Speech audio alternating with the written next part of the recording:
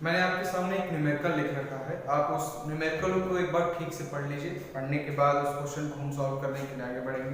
Question क्या है वो हम देखते हैं। A light ray travelling in air and incident on a plane surface of a transparent medium so that the angle of incident is 45 degree and the angle of refraction is 30 degree. What is the refractive index of the medium? तो इस question को solve करने से पहले refractive index आपको पता होना चाहिए। रिफ्रैक्टिव इंडेक्स क्या होता है तो मैंने आपको बताया था, the capacity of bending of light by any mirror is known as the refractive index. यानी किसी मिरर के द्वारा किसी लाइट को जितना ज्यादा बेंड किया जा सके वही क्या कहलाता है, वही क्या कहलाता है आपका रिफ्रैक्टिव इंडेक्स कहलाता है। तो आप क्वेश्चन को अगर ऊपर ढंग से पढ़ेंगे, आपके सामने क्लियर इमेज में होगा, तो आपको ये समझ में आएगा कि कोई लाइट रे थी जो कि 45 एंगल से क्या कर रही थी, आ रही थी, इंसिडेंट हुई, यानी कि 45 एंगल पे इंसिडेंट हुई है मिरर सरफेस से। और 45 एंगल पे इंसिडेंट होने के बाद जब वो दूसरे मेरे मीडियम में आना यानी ग्लास मीडियम में आई तो एंगल उसका 30 डिग्री हो गया, यानी रिफ्रैक्टिव इंडेक्स चेंज हो गया। रिफ्रैक्टिव इंडेक्स आपको कुछ मिला, ठीक है। तो एंगल क्या था 45 से 30 हो गया। तो कितने का रिफ्रैक्टिव इंडेक्स हुआ, इसी को हमको काउंट करने जाना।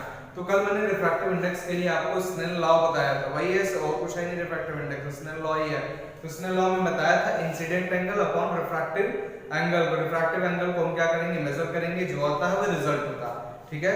तो आप यहां से देख सकते हैं, आपको जो समझ में आया है, angle of incidence I is equal to को क्या दिया गया, 45 डिग्री दिया गया है, ठीक है। Angle of refraction is equal to कितना दिया गया है, 30 डिग्री दिया। अगर आप इसका फिगर बनाने के लिए चले तो मान लीजिए आप एक ग्लास स्लैब ऐसे बना लीजिए और ग्लास स्लैब पे लाइट, मान लीजिए ऐसे कुछ ग्लास स्लैब बना लीजिए, लाइट यहाँ पे आपने इंसिडेंट कराई, इंसिडेंट कराने के बाद ये जो एंगल आपने क्रिएट किया, ये एंगल था कितना 45 डिग्री का, ठीक है। लेकिन यहाँ से अभी ये एंगल कितना हो गया, 30 डिग्री का बन के रह गया, ये 30 डिग्री रह गया। और तो कुछ हुआ, यानी कि कुछ चेंज हुआ, वही चेंज हमको जानने कितने का हुआ। तो आप डायरेक्टली यहाँ पर लिख सकते हैं क्या, refractive index is equal to I by R। फिर अब आ गई समस्या क्या आ गई कि केवल I बाई R से हम कैलकुलेशन कर नहीं सकते। क्यों नहीं कर सकते, मैंने आपको बताया था कि आप एंगल से एंगल को कैंसिल आउट नहीं कर सकते कि हाँ 5 से ऊपर वाले को भी डिवाइड कर दें, 5 से नीचे वाले को भी डिवाइड कर दें, जो आएगा वो रिजल्ट होता है। ये काम यहाँ पे नहीं चलता। तो यहाँ पे हमें कुछ अलग से अप्लाई करना पड़ता है। वो अप्लाई हमें क्या करना पड़ता है, तो हम यहाँ पे साइन क्या करते हैं, ऑपरेट करते हैं। कुछ बच्चे हमसे पूछे कि बाकी ट्रिग्नोमेट्रिकल टर्म्स भी तो हैं, cos है, tan है, sec है, cot है, आप इसको क्यों नहीं इस्तेमाल कर रहे, साइन के पीछे क्यों पड़े हुए। तो ये थोड़ी सी डिफिकल्ट चीज है, थोड़ी डिफिकल्ट नहीं कह सकता, लेकिन आप उस लेवल से थोड़े नीचे हैं। जैसे ही आप क्लास 11th में आएंगे तो मैं आपको इसको ब्रीफ नॉलेज के रूप में बताऊंगा कि हम यहाँ पे साइन कब कंसीडर करते हैं, कॉस कब कंसीडर करते हैं और ऐसे ऐसे कब चीजें करते हैं, ठीक है। वो सब कुछ आपको कुछ समय बाद मिलेगा। तो फिलहाल के लिए आपको बस ये याद रखना है कि यहाँ पे अगर बात एंगल की हो रही है और इंसिडेंट और रिफ्रैक्टिव एंगल की हो रही है तो साइन हम ऑपरेट करते हैं। साइन ऑपरेट हमें इस वजह से करना पड़ता है क्योंकि हम एंगल को एक दूसरे से डिवाइड नहीं कर सकते, ठीक है। तो sine I by sine R हमने क्या कर दिया, अलग से इंक्लूड कर दिया। अब जो वैल्यू है आप वहां पर रख दीजिए, साइन 45 डिग्री और ये क्या हो गया, साइन 30 डिग्री। भाई आप फिजिक्स सब पढ़ने चल रहे हैं तो आपको मैथमेटिक्स की कुछ चीजें याद होनी चाहिए, तभी आपका फिजिक्स समझ में आएगा और आपसे सॉल्व होगा। अगर मैथमेटिक्स नहीं आती आपको तो फिजिक्स भी नहीं आने वाली, ये याद रखिएगा, ठीक है। दोनों एक दूसरे के कंपैरिजन है, यानी कि एक आएगा तभी दूसरा आता है। तो साइन 45 डिग्री, तो साइन 45 डिग्री की वैल्यू आपको याद होगी क्या होता है, 1/√2 होता है। साइन 30 डिग्री की वैल्यू क्या होती है बताइएगा, √3/2 होता है। ऐसा ही कुछ होता है, ठीक है। आपको अच्छा मुझे यही देखना था कि आपको ये पता है कि नहीं, 1/2, ठीक है। ये कॉस और साइन में बहुत डिफरेंस होता है। कई बच्चे क्या करते हैं, इसी चीज में गलती कर जाते हैं। साइन 30 की वैल्यू 1/2 होती है, cos 30 की वैल्यू √3/2 होती है और sin 60 √3/2 होता है। ये मैथमेटिक्स में आप चीजें थोड़ा सा ध्यान से समझ लीजिएगा अच्छे से। अब इसको आप सॉल्व कर लीजिए, ठीक है। इसको हम क्या लिख सकते हैं, 1/√2, ये लिख दीजिए क्या, √2/1 कर सकते हैं ऐसे। इसको आप √2 × √2 लिख सकते हैं, ऊपर वाले को √2 × √2 लिख सकते हैं, नीचे वाले को √2 लिख दीजिए, आपस में कैंसिल कर दीजिए, कितना आया, √2 आया। यही आएगा ना कैलकुलेशन करने के बाद। तो आपका रिफ्रैक्टिव इंडेक्स कितना आया, √2। √2 की आपको वैल्यू पता होगी तो आप डायरेक्टली √2 भी लिख सकते हैं। तो जो आपका रिफ्रैक्टिव इंडेक्स आया वो क्या आया, रिफ्रैक्टिव इंडेक्स को हम n से डिनोट करते हैं, कल मैंने आपको बताया था। तो n इज इक्वल टू हम क्या लिख सकते हैं, √2, यही आपका क्या आया, रिफ्रैक्टिव इंडेक्स आया। इसी तरीके के कैलकुलेशंस आपको करने पड़ते हैं। अगर आप इस कैलकुलेशन को अच्छे तरीके से सीख जाए तो ये क्वेश्चन बहुत ही आसान होता है, इसमें कोई भी कठिन जैसा कुछ नहीं होता। ठीक है, तो ये आपका क्वेश्चन नंबर 1 रहा। आप इसको कॉपीराइट कर लीजिएगा। इसका नेक्स्ट क्वेश्चन मैंने आपके सामने लिखा। क्वेश्चन है light enters from air to glass, यानी लाइट एयर से ग्लास में जा रही है, ये ध्यान रखना आपको। Having a refractive index 1.50, what is the speed of light in the glass? जहाँ की यानी कि अगर आपको दिया गया speed of light in air is 3 × 10⁸ metre per second. ये आपका क्वेश्चन है। अब इस क्वेश्चन को आप ध्यान से समझने की कोशिश कीजिए। आपको रिफ्रैक्टिव इंडेक्स यहाँ पे दिया गया है और आपसे कहा गया है कि लाइट एयर से कहाँ जाती है, ग्लास में। तो एयर और ग्लास में कौन रेयर होगा, कौन डेंसर होगा, ये आप भली भांति अच्छे से जानते होंगे। नहीं जानते होंगे तो आपको प्रीवियस लेक्चर्स फिर से देखने की जरूरत है, क्योंकि बिना इसके आप आगे नहीं बढ़ पाएंगे। ठीक, तो यहाँ से हमें आपको जो चीजें आपको पता चल रही हैं आप सबसे पहले उसको लिख लीजिए। तो गिवन दैट में हम लिख सकते हैं, यानी कि क्या क्या चीजें हमें पता है। नंबर हमें ये पता है n is equal to, refractive index को कैसे डिनोट करते हैं बताइए, n से। तो हमने उसकी वैल्यू लिख दी 1.50। ठीक, अब इसके बाद हम क्या लिख सकते हैं, velocity of light in air. Velocity of light in air का मैंने आपको बताया था। Velocity of light in air को हम किससे रिप्रेजेंट कर सकते हैं, va से रिप्रेजेंट कर सकते हैं।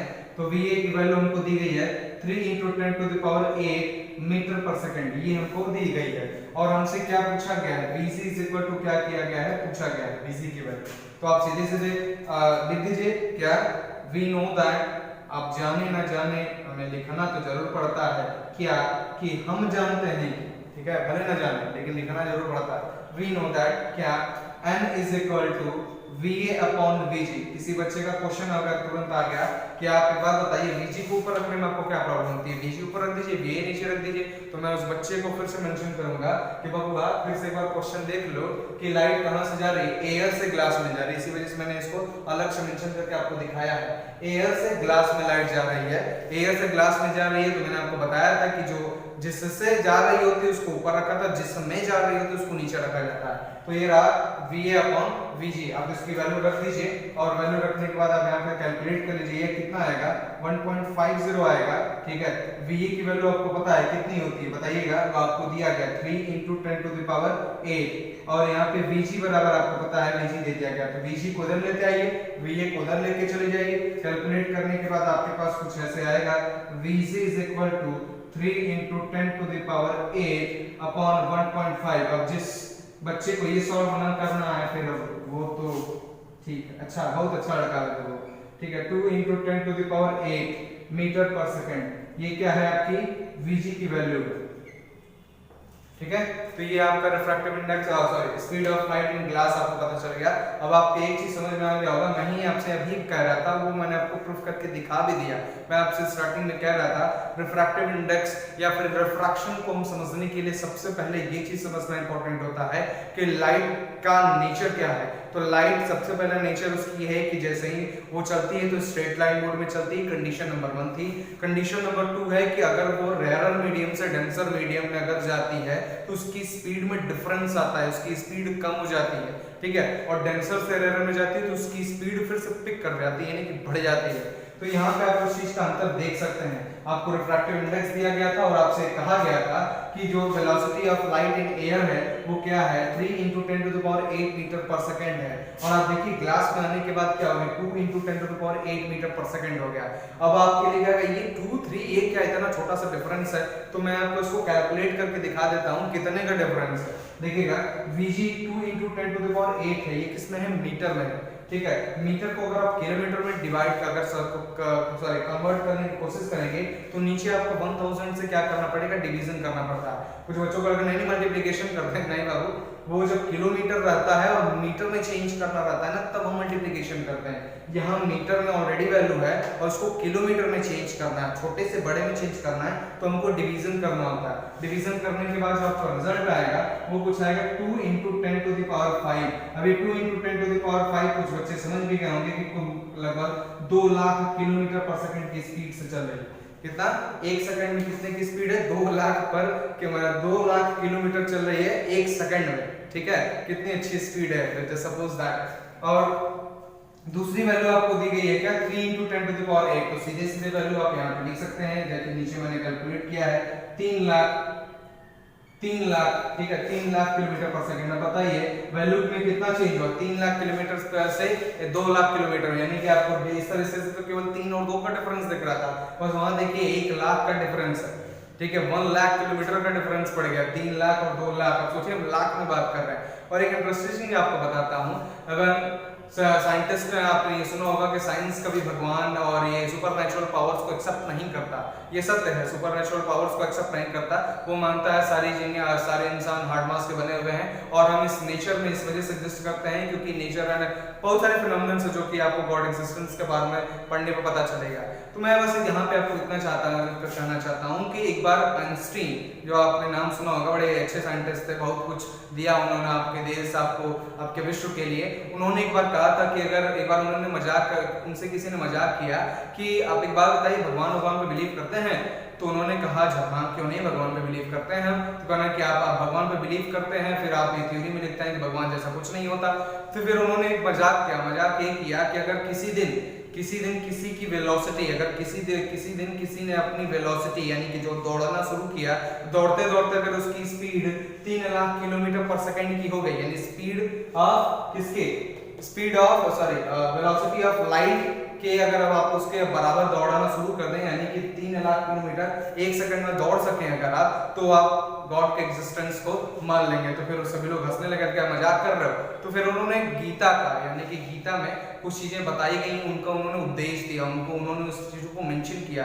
वो मेंशन क्या किया कि श्री कृष्ण जी को जब यशोदा जी उनकी माँ जब एक जगह पे बांध देती थी, तो बांध के जब चली जाती थी और दूसरे घर में जाती थी, तो वो देखती थी कि वो वहां पे बैठे हुए होते थे, तो उन्हें समझ में नहीं आता था कि उसको तो हम बांध गए, फिर ये यहाँ क्या कर रहा है। फिर वो वापस आती थी तो देखती थी वो यहाँ बंधे हुए हैं। तो उन्होंने इस चीज को एक्सप्लेन किया था, कहा था कि अगर ऐसा सत्य है, अगर ऐसा सच में एग्जिस्ट करता है, तो श्री कृष्ण के पास ये एक कंडीशन थी, श्री कृष्ण के पास ये एबिलिटी थी, यानी कि ताकत थी कि वो अपनी स्पीड को एक जगह से दूसरी जगह तक जाने के लिए 3 × 10⁸ यानी कि 3 लाख किलोमीटर पर सेकंड की स्पीड से कर लेते हैं, जिस वजह से उनकी वो रस्सी या कोई भी चीज बाउंड नहीं कर सकती। और ये फिजिकली प्रूव्ड है। ये आप जैसे ही क्लास 11th में आएंगे और मैं आपको पढ़ाऊंगा तो मैं आपको प्रूफ करके दिखाऊंगा कि किसी भी बॉडी की स्पीड अगर 3 लाख किलोमीटर पर सेकंड से अगर आप चलने लगती है तो उसे कोई रोक नहीं सकता, कुछ भी, कोई भी बॉडी उसको रोक नहीं सकता, वो मासलेस हो जाता।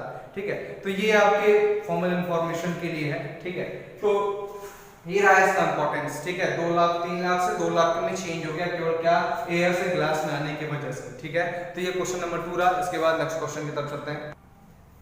नेक्स्ट क्वेश्चन फिर से मैंने आपके सामने लिखा है, देखिएगा। The refractive index of glass from light travelling from air to glass is 3/2. What will be the refractive index for light travelling from glass to air? ध्यान से समझिएगा, यहाँ पे आपसे क्वेश्चन कर दिया गया कि जब लाइट क्या करती है, ग्लास से कहाँ जाती है, एयर में जाती है। ग्लास से कहाँ जाती है, sorry, refractive index of glass from light travelling from air to glass. ठीक है, सबसे पहले लाइट क्या करती है, एयर से ग्लास में जाती है, यानी एयर से जब ग्लास में जाती है तो उसका रिफ्रैक्टिव इंडेक्स आपको दिया गया 3/2। ठीक है, और आपसे पूछा गया है कि ग्लास से एयर में, यानी कि उसी का रिवर्स कर दिया गया कि एयर से ग्लास में जाती है तो ये रहता है, तो बताइए ग्लास से एयर में जाएगी तो क्या होगा। अब ये बहुत ही आसान सा क्वेश्चन है, लेकिन इतनी बार बोर्ड एग्जामिनेशन में आया है केवल एक छोटे से टर्म्स की वजह से। टर्म वो है वो आपको समझने जैसा है, वो ध्यान से समझिएगा। लाइट को आप कहां से पहले भेज रहे हैं, एयर से ग्लास के बारे में भेज रहे हैं। ठीक है, एयर से ग्लास आपको वैल्यू दी गई है क्या, 3/2 दिया गया। अब आपको ग्लास से एयर के बारे में पूछ दिया गया, अब आपको ग्लास से एयर के बारे में पूछ दिया गया है। बात बताइए, आपको ये चीज अच्छे से पता होनी चाहिए। मैंने आपसे बताया था कि, ध्यान से समझिएगा, आपको बताया था कि ए और जी, यानी कि एयर से जब ग्लास में जाती है तो पहले वाले को ऊपर लिखते हैं और बाद वाले को क्या लिखते हैं, नीचे लिखते हैं। ठीक है, फिर दूसरे वाले कंडीशन में क्या हो गया, यानी कि जो पहले यहाँ पे जो दूसरे नंबर पे था वो कहाँ गया, पहले आ गया, और जो पहले नंबर पे था वो दूसरे नंबर पे, वो इंटरचेंज करें ना अपने आप को, मुझसे क्या फर्क पड़ता है। मुझे बस इतना पता है कि जो पहले आएगा उसके जगह पे हम ऊपर लिखेंगे और जो बाद में आएगा उसके जगह पे हम नीचे लिखेंगे। तो यहाँ से आप एक चीज कैलकुलेट कर सकते हैं। ये बात बताइएगा, ए एंड जी में जो 3/2 दिया है ये किसकी वैल्यू दी गई है, ये आपको अच्छे से पता होगा किसकी वैल्यू दी गई है, बी ए की वैल्यू दी गई होगी। कोई समस्या, ये रिफ्रैक्टिव इंडेक्स दिया हुआ है 3/2, तो ये VA की वैल्यू दी गई है, नीचे वाले किसकी वैल्यू दी गई है, VG की वैल्यू दी गई। अब यहाँ पे फॉर्मूला क्या रख सकते हैं बताइएगा, आपको अच्छे से पता है कि हमको इसको काउंट करने के लिए VG/VA चाहिए, ये चाहिए ना, तो VG की वैल्यू आपको सामने है, क्या रख दीजिए 2 रख दीजिए, और यहाँ पे VG की वैल्यू 2 है और VA की वैल्यू क्या है 3 है। अब इसी को सॉल्व कर दीजिए, जो आएगा रिजल्ट। देखिए कितना आसान सा क्वेश्चन है कि अब इतने आसान से क्वेश्चन के लिए बहुत सारे लोग माथापच्ची करते हैं, ये कैसे होगा, कैसे, कुछ नहीं होगा।